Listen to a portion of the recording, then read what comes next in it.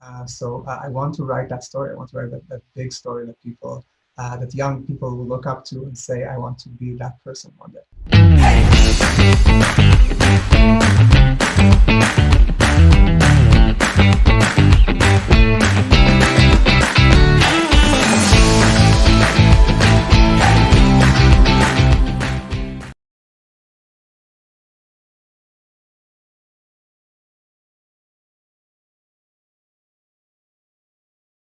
Raz Abramov, thank you for being on my show. How are you? Thank you for having me. All is well. How are you? Everything is great. It's so late in Tel Aviv right now. Thank you for being here at this hour. I'm really excited for this talk and to chat with you and to learn about your journey, both as an entrepreneur, as a VP R&D, transitioning to product from VP R&D, and talking about everything from helping run the company from bootstrap to moving between different customers around the world. I can't wait to learn as much as I can over those 20 minutes. But Raz, I'd like to start off. Tell me a little bit about your journey. How did you get started? How did you end up VP R&D at Evercompliant? So a long journey indeed, but it's only the beginning. Of course. I've been a technologist from a young age. Ever since I could pick up a keyboard and start typing, basically, I started developing code. How early was that, would you say? Seventh grade, I think my dad pushed, who's also a developer, still by the way today, pushed a C++ book to my lap and said, start reading. So I started reading. So basically, at 12, while a lot of people were reading Harry Potter, at 12, you were reading a book on C++. Yeah, something like that. Okay, good. Just clarifying for everybody, yeah. Oh, yeah. Then throughout high school, I did my bachelor's degree in computer science, and then I joined the Army to 80 to 100 units and technology center, where I did my military service. Also, I did some training. I guided the course that I Oh, did for really? the junior soldier. Wonderful. That was a lot of fun. And after 5 years, I got released, and then I started freelancing. Actually, I wanted to taste a little bit of everything. So I did everything from software to chip designs to mobile apps helped a lot of people making their dreams come true. And then I decided that I want to follow my own. How long did you do freelancing for? About 3 years. So when we started the Evercompliant, my company, we were bootstrapped, so I still did a little bit of freelancing at first, but then we transitioned to full time once we saw it hit off. Now, I do want to delay on this comment that you made. You said something about helping others make their dreams come true, right? It's with freelancing. Elaborate a little bit about that, because it's an interesting way of phrasing what you were doing as a freelancer, and you chose to do it for 3 years to perhaps gain perspective. But what does that mean to you that you were helping others achieve their dreams or making them come true? So as I was working, finding clients is less of a problem when you have the community that we have in the Israeli military. So I worked with a lot of entrepreneurs that had different challenges in different areas, where they had the vision, they had the idea, the great concept of how they want to see their idea come true, and they needed some guidance in the technology area. So just someone who can tie it all together and show them the path forward, and that was a great pleasure for me to work with them on these areas, and really to see the spark in their eyes when they see the finished product and the work that we've been doing.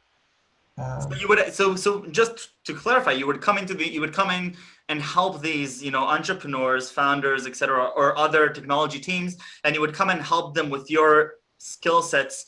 Come in, help them with the product, bring it to fruition, bring their vision on the computer, and then they would enjoy this product. And then something within you said, okay, I want to do this myself. I want to create my own company. Exactly. Okay, so we're there now. Tell me a little bit about Evercompliant. So we started in the garage, two coders and the CEO. Love it. Just looking for the product, looking for customers. We actually pivoted a few times before we reached our current idea. We started the bootstrap completely, so we didn't fund ourselves until we saw the idea really head off. And um, I think that the first major milestone was around A of funding, which we raised from Carmel Ventures, today Viola. And that happened after we landed our first Israeli client, Istakaut. Yeah. So we've been working with them on the product for about a year. And as we raised around A, we saw that their problem is really an international problem, global problem. And they had a problem with merchants passing illegal activity through them without them knowing. So they were working with a company they thought was selling the shoes out of Dizengoff, and it turns out that they have been hiding um, illegal activity. I won't mention the specifics because it's Yeah. not We'll keep necessarily it nice thing, but PG-13, right? yeah. Yeah, so we developed technology to help them see that, to help them gain visibility into those areas, mainly in the e-commerce space. And we saw that this problem was global. So we took our luggage and went to MasterCard and said, "Hi, we noticed a problem, and can we help you solve it?" They said, "You arrived at the right time. This is a problem. We've known about it, and we've been working on the definition of the solution ever since." So hold on, Raz. I want to paint the picture. You have here you have two coders and a CEO out of the garage, bootstrap, just raised your series A, and you're knocking on the door of MasterCard and you're saying, "Hey, we have this technology. Is this relevant?" And they're saying, "Yes, it's very relevant," right? Actually, that meeting is a funny story. We Please. arrived at the meeting after meeting with a potential partner in Atlanta. Now, we planned to have the flight the previous day to arrive to New York to purchase. But it was snowed in and the airports were closed. It was the first time that the snow hit Atlanta for a decade. Of course. So we drove all night in shifts until we arrived at the meeting on time. And the rest is history. Wow. Wow. And you, okay, so I mean, that literally is like an entrepreneur movie. You get in the car and driving all night. Okay, so you begin, I guess, working with MasterCard and helping. So just, dumb it down for me. What is Evercompliant and how do you actually, help those that are doing online transactions? Because I'm very familiar with the complexity of compliance. Obviously, I'm coming also from the insurance space now at Hippo. So I understand compliance a little bit, but not nearly enough to really understand what you're doing. So our specialty is to find connections between online activities, specifically around commerce.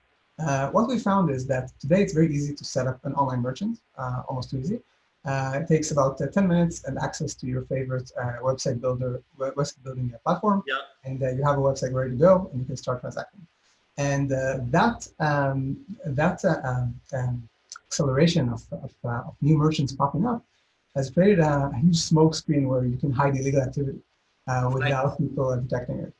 And that's what we're doing at Evercompliant. We map out all of the online commerce activity, and we, by extracting data from each and every website about what the website is doing and who are the owners of the website, so who registered the domain, who is the company behind it, and other details, we're able to connect these activities together.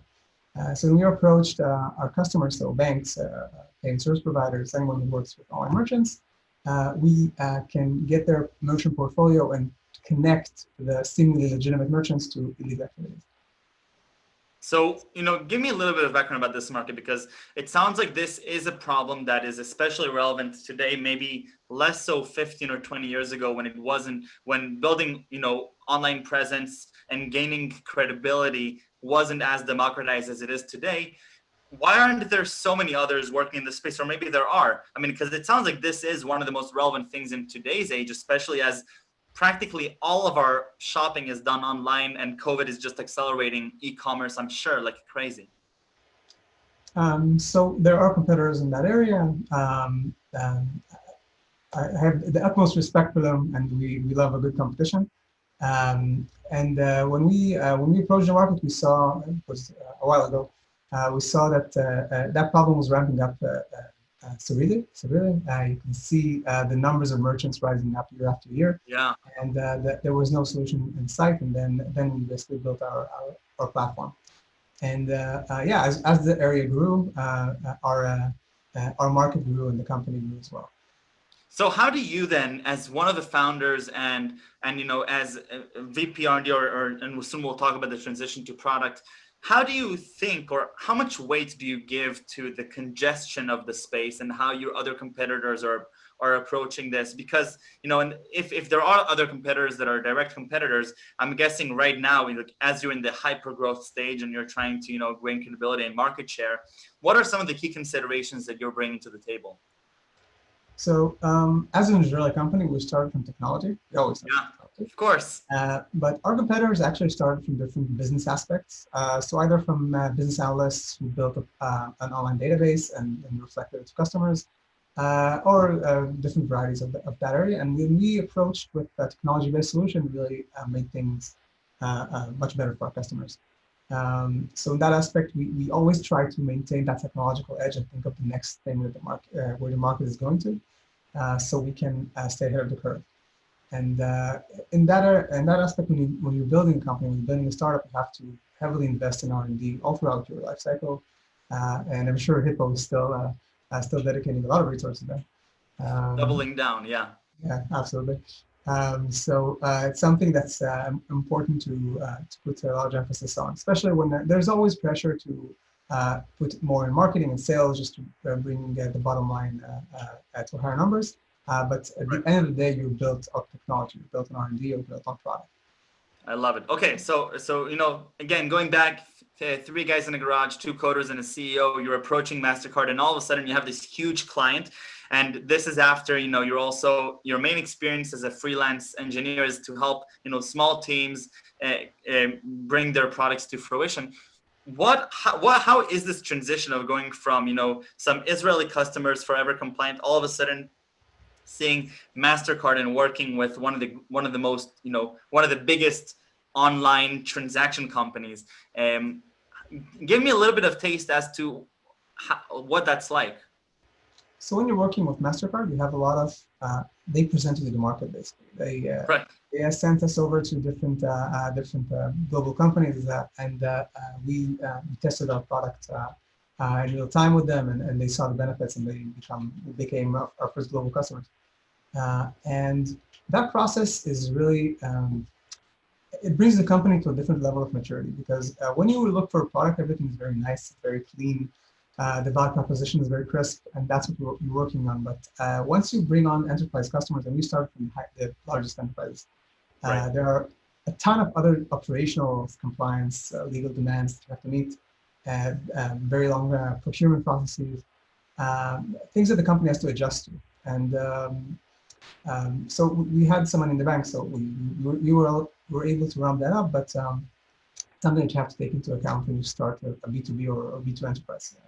Were there any things that were completely, mind-blowing or very surprising in this process as you're maturing the company very quickly? Because I'm guessing from the moment that you're signing with MasterCard, pretty much it's like go time. You have to reach that maturity very quickly, right? Yeah, you do. It's been a meeting after meeting of long requirements showing up at our doorstep. And we had to ramp up the R&D team very, very quickly. We had to ramp up legal and compliance. We had to meet standardization efforts, and it's all a big, as you're building your technology, because we're still a young company. It's a huge task to take. Of course. Yeah. And so, talk to me a little bit about this transition that you're doing now. So, VP R&D for Evercompliant, you started as a founder in VP R&D and you continued until now. And you mentioned that you're making this very interesting transition to running the product. Yeah, so it all started about 2 years ago. I thought that, so as a young founder, you're doing pretty much a little bit of everything. Right. So I thought that there was a place for me to really take the product and the company forward and to really lead that area. And it's also been very interesting for me personally, and it seemed like something that the company would benefit from. So then we started looking for the P&D. It took us about a year to find someone who's suitable and who's a great hire and still obviously with the company. Last August actually, I started running the product. And I have to say that being a technology lead and founder and product is, they have a lot of overlap between them, especially in a young company. Because you always, when you're building technology, you always have to have a product mindset. You have to understand what's replicable and what's not, what to build, what not to build, when to say no. And it's difficult with enterprise customers to say no. But it's something that you have to always take into account and to really take that and to ramp up, first of all, myself in product, because I haven't had any product formal training before. So to ramp that up and to change that mindset has been amazing for me. But how do you go to an existing company that you're a part of and all of a sudden assume the role of running the product without prior knowledge of running products for companies? Because essentially you're taking on the responsibility of now building something that needs to scale, needs to service the market. And I'm guessing that one of the main motivations now of Evercompliant is to start gaining market share and gaining market dominance. And a lot of it is on your shoulders now because you're running the product. So how do you quickly catch up to that skill set? So for me, it's been a few parts.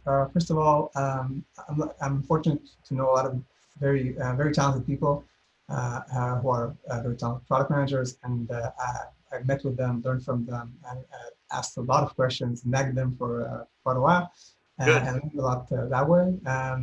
But also had a chance to work alongside product managers, amazing product managers who I've learned a lot from. And last but not least, I've also dedicated a lot of time to read almost any book in existence on product, to really formalize the training and to ramp up my knowledge around that. And I'm still learning a lot every day. So it's never ending story. I'm sure. Yeah. I'm sure. What are the biggest challenges that you and your co-founders have faced over the past few years in your Evercompliant journey? It could be, the bootstrapping part, the fundraising part, the hiring part. What were some of the things that you faced that were like, wow, like this is a huge challenge and I'm really excited to tackle it? So there are a lot of different challenges over the years, I have to say. But I think the main challenge we had is to going from local to global. So from Israel to United States to everywhere else in the world, and different geographies have different regulations, different mindsets, different procurement processes, and to learn to take all that in and to really build a company around these processes has been an amazing journey. And I love it. Yeah. And any advice that you would give to other young entrepreneurs who are perhaps just starting their journey? Maybe they're finishing, the same course that you and I did, and now they're transitioning out to the real world, and they're considering starting out a company from their garage. But as you both of us know, it's a weird experience going out from the IDF's bubble to now the real world and doing different technology, obviously. So first of all, I'll say what I always say to my employees when they ask if one day they want to open a startup, whether to do it or not. I always say, do it, and if you do that, I will help you anywhere I can. I think it's an amazing experience. So anybody watching this, if anybody needs advice, Raz Abramov is here. Absolutely, my door and Facebook are always open. I love it. Yeah. And so, okay, so now comes the most important question. Why did you do it? So I understand why you transitioned from freelance and you said, okay, I'm helping others achieve their dreams. What I'm trying to understand though also is why you chose to go and start a company, because you didn't choose to go and work at a corporate or experience, running engineering at other companies and then product. You said, I'm ready to go and start my own business. And that's an interesting transition to me. So talk to me a little bit about why you chose to do it and what really gets you up every morning. So actually, it was a decision I made when I was very young. I was about 17, I think. I saw the great stories of the startups of the day, and I wanted my own story to be written. Yeah. So that's my main driver here, and it's still my main driver to date. So I want to write that story. I want to write that big story that that young people will look up to and say, I want to be that person one day. And how do you do that then? So does that mean that Evercompliant needs to, reach substantial heights? Does it mean that you need to be seen as somebody who's sort of like a mentor to others? How do you get to the point where you're writing that story? Um, so first of all, there's no I in company. So Evercompliant is like it's like a baby for me. I've seen it from infancy, and I want to see it reach as high as possible. And as long as there's breath in me, I will always strive to move that company forward. Um, and yeah, I think that's it. I That's love all. it. Raz, I want to thank you again for your generosity and your time. It sounds like an incredible journey. I'm still waiting for I'm going to wait for the movie about the meeting with MasterCard and driving all night. But before Casting, as we speak. I need 3 words that you would use to describe yourself. Whatever it takes. Whatever it takes. I love it. Raz, toda rabba. Thank you very, very much. And I look forward to sharing this with the world. Thank you.